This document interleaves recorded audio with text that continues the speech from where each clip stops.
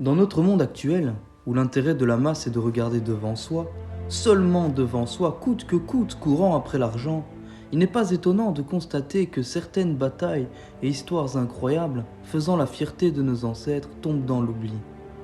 Et c'est le cas de celle de Raucourt, près de Liège, dans l'actuelle Belgique qui fut, comme Fontenoy un an auparavant, une victoire française de la guerre de succession d'Autriche. C'est, bien sûr, un épisode marquant de notre histoire, celle des rois de France, du panache et de l'élégance à la française, cette même France qui était enviée et jalousée dans le monde entier. Si les cinéastes ne savent plus quoi inventer d'épique, qu'ils se plongent dans les livres de notre histoire, de Vercingétorix à Roland, Jacques de Molay ou encore le Saint-Roi Louis IX qui rendait justice sous le chêne de Vincennes, les croisades et Baudouin IV, Versailles, Bonaparte, Verdun. La mienne, mon histoire, notre histoire que je vais vous raconter aujourd'hui est celle de la bataille de Raucourt, comme dit plus haut, qui fit de nos pères, en cette journée du 11 octobre 1746, de valeureux vainqueurs. Tout d'abord, visualisons rapidement le contexte du conflit.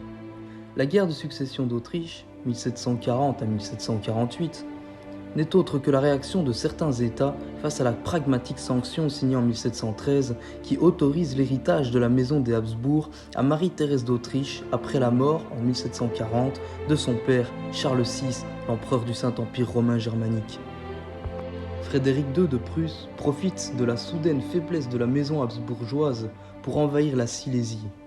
Quelques mois plus tard, les Français s'allient avec la Prusse et entrent en Bohême avec les Bavarois dans le but de prendre Prague. Ainsi naissent deux coalitions, la France, la Prusse, la Bavière et l'Espagne, face aux Anglais, l'Autriche, les Provinces-Unies, la Russie et Hanovre, pour faire simple. Sans rentrer plus amplement dans les détails, c'est en mai 1744 que le royaume de France décide d'envahir les Pays-Bas autrichiens qui sont alors dirigés par Marie-Anne d'Autriche, la sœur de Marie-Thérèse d'Autriche, et son mari Charles-Alexandre de Lorraine. La guerre avait été déclarée aux Anglais en mars et aux Autrichiens en avril. C'est donc ce nouveau théâtre d'opération qui nous intéresse aujourd'hui. Louis XV dira « Vous n'entendez rien à la guerre. Une défensive est ruineuse parce que l'on mange son propre pays, tandis que par l'offensive, on mange le pays ennemi. Aujourd'hui, nous ne pouvons attaquer la reine de Hongrie, Marie-Thérèse d'Autriche, que par les Pays-Bas. Cela effrayera les puissances maritimes. » L'armée française, d'abord commandée par le maréchal de Noailles, prend Courtrai le 17 mai, puis Menin, Knock, Fumes et Ypres en juin. Les Alliés, moins nombreux et excédés, se replient, le moral au plus bas. Fort heureusement pour eux, les hostilités se calment un instant, car Charles-Alexandre de Lorraine envoie un détachement de soldats autrichiens en Alsace, en vain. Mais tout reprend dès le printemps 1745 avec le siège de Tournai en avril par l'armée du roi de France. Vient ensuite la fameuse victoire de Fontenoy le 11 mai face aux armées du duc anglais Cumberland et des Hollandais de Waldeck. Ce jour-là, après une situation d'abord inquiétante car les gardes françaises succombaient, les gardes suisses tenaient difficilement la ligne et le maréchal de Saxe croyait la défaite imminente, le roi prit les choses en main.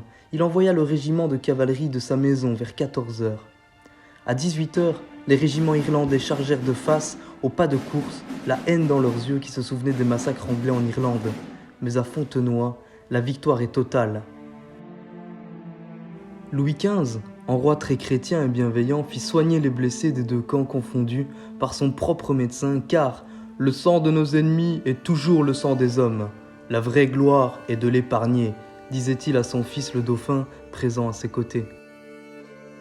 Après cette bataille, vint celle de Melle, Gand, Audenarde, Ostende, Nieuport et Ath, de juillet à octobre 1745. La France triomphe. Et pour l'année 1746, la liste continue avec Bruxelles, Mons, Namur, etc., pour ne pas toutes les citer. Le 11 octobre, c'est celle de Raucourt. Mais avant de s'attarder sur cette bataille, il est important de soulever alors l'état d'esprit du maréchal de Saxe, commandant les 120 000 hommes de l'armée royale française. Il pratiquait une sorte de guerre du mouvement constant, forçant l'ennemi à reculer tout en épargnant la vie de ses soldats, comme le souligne l'historien Miguel Lambotte dans son livre intitulé « La bataille de Raucourt, 1746 ».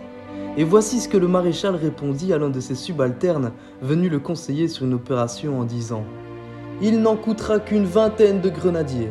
Maurice de Saxe répond alors « Comment 20 soldats? Passe encore s'il s'agissait de 20 lieutenants généraux. » L'intention est claire, la vie des hommes compte. Des jours et des jours avant la bataille du 11, les deux armées s'étaient déjà rassemblées dans la région liégeoise, alors dirigée par le prince-évêque de Liège, Jean-Théodore de Bavière. Pour les habitants, la présence de tous ces soldats fut particulièrement difficile à assumer. Écoutons le témoignage du curé de Raucourt, Érasme Aîné. On a commencé à avoir tous les jours la visite des hussards français et des crassins auxquels il fallut fournir des rations. Ils enlevèrent d'abord les marsages et après tout le reste. Le 17 septembre, les Alliés sont arrivés. Alors le village fut toujours plein de hussards qui exigeaient plus qu'on ne pouvait leur donner. Des violences et des bienveillances seront faites sur les populations locales, tel est le sort des civils pris en étau entre deux armées prêtes à en découdre. Rappelons que la principauté de Liège était neutre. Le 24, le prince de Waldeck se positionne derrière le grand ravin de Slin, près de Glon, que Maurice de Saxe fait attaquer par la maison du roi en vain. Après cela, les deux camps vont s'observer et se narguer jusqu'au 7 octobre, séparés par le petit cours d'eau qu'est le Gers. Le matin du 7, les Alliés décident de le franchir. Maurice de Saxe réagit immédiatement et attaque les détachements autrichiens au niveau du ruisseau de Vreren, ce qui les repousse dans le village de Slin que les Français bombardent immédiatement par intermittence avec de petites escarmouches de cavalerie. L'armée du royaume de France est confiante. Les ennemis semblent dépassés par les événements. Le reste des Alliés se place derrière les villages de Annix et Liers avec les Autrichiens, Voroux et Raucourt avec les Anglais, Essois et Hanovriens, et Anse avec les Hollandais, tandis que les Français se mettent de l'autre côté du ravin et forment une grande ligne de Pève à Ognoul, débordant même sur Awans avec Destrée, qui prit Bierzet le 10 au soir. C'est justement ce soir-là que l'information de livrer bataille le lendemain sera donnée aux troupes royales par une comédie jouée devant les hommes donnée par Favard. Au petit matin, un épais brouillard pèse sur le paysage. Le sol est détrempé et boueux à cause de pluies tombées durant la nuit, mais rien n'ébranle la témérité des soldats français qui se mettent en marche en formation de colonne dès 8 h du matin au son des tambours. À 10 h, les Français arrivent au niveau de Villers-Saint-Siméon, Lantin et Halleur, tandis que la droite marche vers Anse.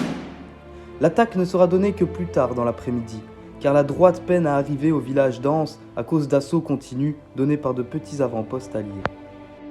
Une fois arrivés près du village, les combats font rage. Les tirailleurs de Waldeck tiennent bon.